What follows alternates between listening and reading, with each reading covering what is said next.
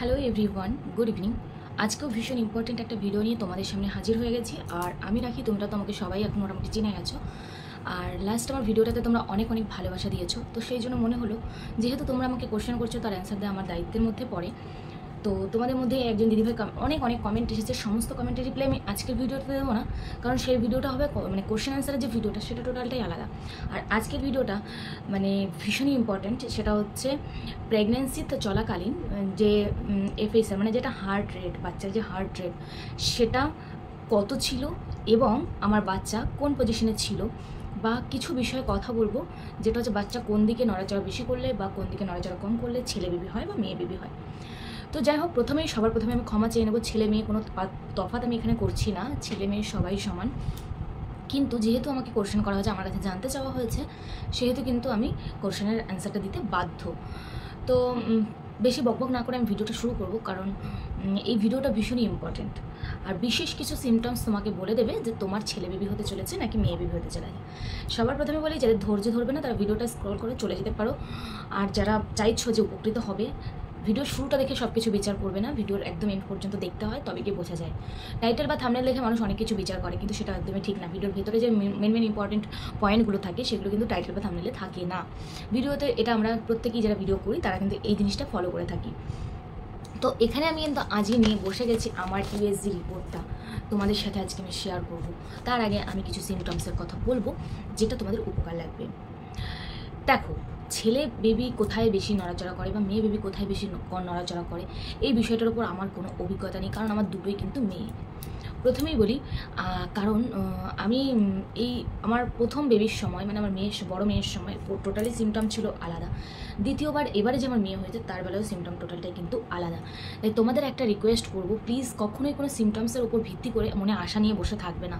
কারণ আমরা প্রত্যেকেই না, আমাদের প্রথম যে সন্তানটা যখন আমরা প্রথম মানে গর্ভবতী হই, প্রথম মা হতে যাই, তখন কিন্তু মনে কোনো আশা থাকে না, তখন মনে থাকে কি যেটা হবে সেটাই হোক।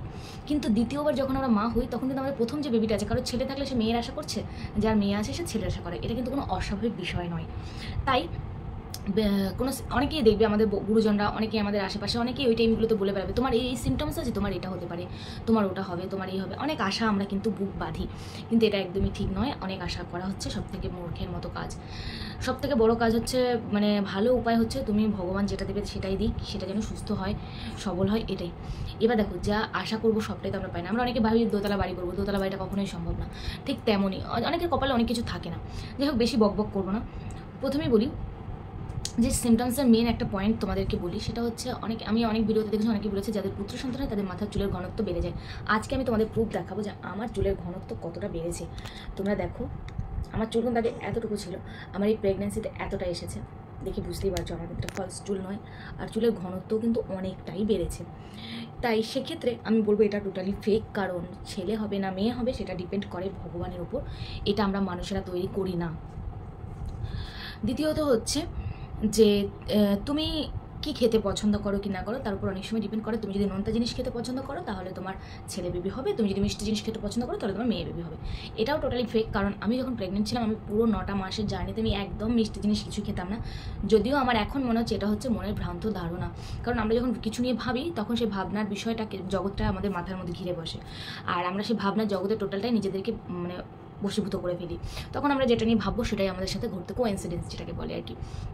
ঠিক সেরকমই সেম একটা ঘটনা আমার সাথে ঘটেছে। আমি টোটাল প্রেগনেন্সিতে একদম মিষ্টি খেতে পারতাম না, যে কারণে কিন্তু আমি ভেবেছিলাম হয়তো আমার ছেলে হবে, কারণ এটাই তো হয়েছে ম্যাক্সিমাম আমি ভিডিওতে এগুলোই দেখেছি বা মানুষের কাছেও এগুলোই শুনেছি। তো কিন্তু আমার ক্ষেত্রে এক্ষেত্রে এই ব্যাপারটাও কিন্তু কার্যকরী হয়নি, আমার কিন্তু মেয়ে বেবি হয়েছে। তৃতীয়ত হচ্ছে অনেকে বলছে বমিটিংয়ের ব্যাপারটা, যে বমিটিং অতিরিক্ত হলে নাকি মেয়ে বেবি হয় আর কম হলে নাকি ছেলে বেবি হয়। আমার ক্ষেত্রে কিন্তু এটাও কিন্তু কোনো কার্যকরী হয়নি, কারণ আমি খুব যে বমি করেছি তা না, তবে মাঝে মধ্যে গা গোলাতো, আর হয়তো আমি একবার সারাদিনে বমি করেছি এরকম, মানে যেহেতু আমি কিছু খেতেই পারতাম না, এই যে সমস্যাটা। তো মাছ মাংস তো কিছুই খেতে পারতাম না, ডিম খেতে পারতাম না, অনেক অনেক প্রবলেম ছিল। এবার অনেকে আমাকে জিজ্ঞেস করেছো দিদি ভাই তোমার বেবির ওয়েট কত, সেটা আমি এই ভিডিওতে বলবো না, সেটা আমি কোশ্চেন অ্যান্সারের ভিডিওতে বলবো, প্লিজ ধৈর্য সহকারে দেখো। তো যাই হোক, তোমাদের সবাইকে বোঝাতে পারলাম যে কোনো সিমটমসই কোনো কার্যকরী হয় না, ওটা কোইন্সিডেন্স ঘটে যায় এক একজনের ক্ষেত্রে, বাট কিন্তু এগুলো ফালতু কথা, ফেক কথা। এবারে যে মেন পয়েন্ট আসবে যে হার্ট রেট দেখে বা প্লাজেন্টা পজিশন দেখে কি বোঝা যায়, প্লিজ দয়া করে পুরো ভিডিওটা দেখো। আর কখনোই আমি সবার কাছে একটাই রিকোয়েস্ট করবো, কখনোই কোনো রকম কোনো মানে ভ্রান্ত ধারণা, ভুল ভিডিও দেখে মনের মধ্যে পুষে রেখো না। ভগবান যেটাই দেবে সুস্থভাবে দিক।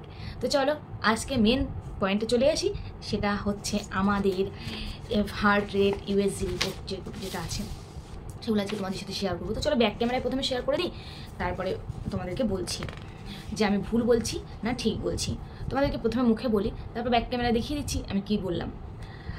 তো আমার এই যে মানে ডেটটা ইউএসজির যে রিপোর্টটা করানো হয়েছিল, প্রথমে তোমাদেরকে আমি আমার বেবির এটা দেখিয়ে দিই। এগুলো আমরা বুঝবো না, তো এগুলো দেখে আমার কোনো লাভও নেই, কারণ এগুলো হ্যাঁ তখন অনুভূতি অন্যরকম হয় যখন বেবি নড়াচড়া করে, তখন অনেক কিছু মনে হয়, কিন্তু এখন এটা দেখে আমার কোনো লাভ নেই, কারণ আমি এগুলো বুঝবোই না, এগুলো ডাক্তারদের ব্যাপার, তো ডাক্তারাই বুঝবে না। না দেখো এটা হচ্ছে আমার বেবির মুভমেন্ট করেছিল, সেটা ব্ল্যাক অ্যান্ড হোয়াইট করা হয়েছিল এটা। আর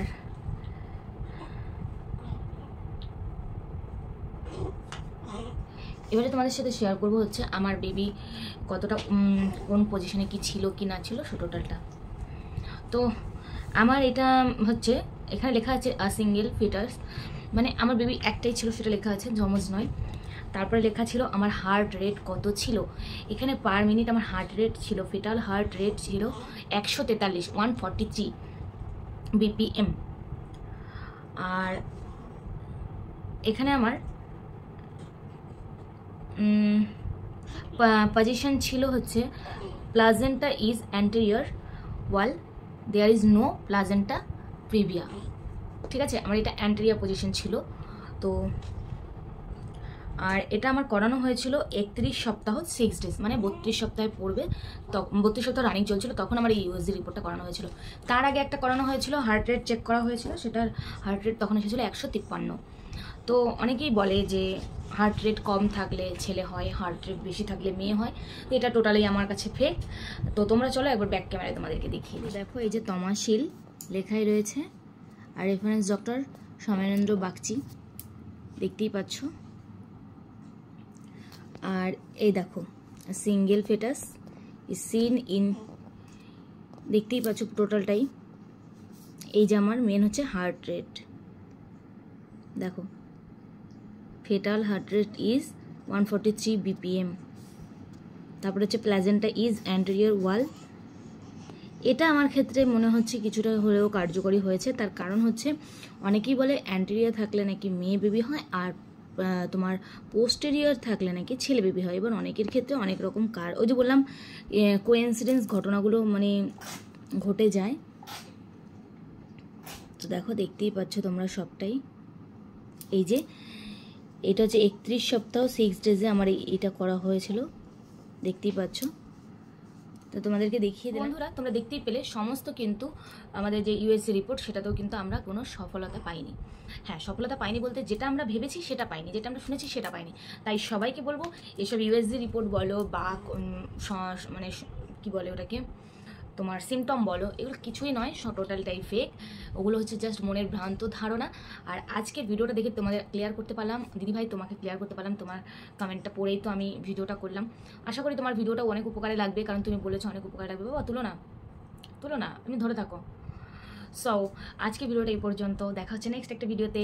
খুব সুন্দর একটা কোশ্চেন অ্যান্সারের ভিডিও নিয়ে আসবো। তোমরা আমার যে লাস্ট ভিডিওটাতে এত ভালোবাসা দিয়েছো যে আমার ভুলের জন্য কী হয়েছে, ওই ভিডিওটা যারা এখনও পর্যন্ত দেখোনি, পাপাই ধরো না, ওই ভিডিওটা যারা এখনও পর্যন্ত দেখোনি প্লিজ দেখে নাও, কারণ ওই ভিডিওটা তো অনেক কিছু জানার আছে, যে কী ভুলের জন্য বাচ্চার কী ক্ষতি হতে পারে কি প্রেগনেন্সি চলাকালীন। প্লিজ যারা নতুন গর্ভবতী মায়েরা আছো প্লিজ ওই ভিডিওটা দেখে নাও, অনেক কিছু ক্লিয়ার হয়ে যাবে। আর যদি কিছু কোশ্চেন থাকে ওই ভিডিওর কমেন্ট বক্সে করে ফেলো, খুব জলদি আমি ভিডিওটা নিয়ে আসবো। তো আজকের মতো এই পর্যন্ত টাটা, বাই বাই, সবাই ভালো থেকো, প্লিজ চ্যানেলটাকে সাবস্ক্রাইব করে দাও, বাই।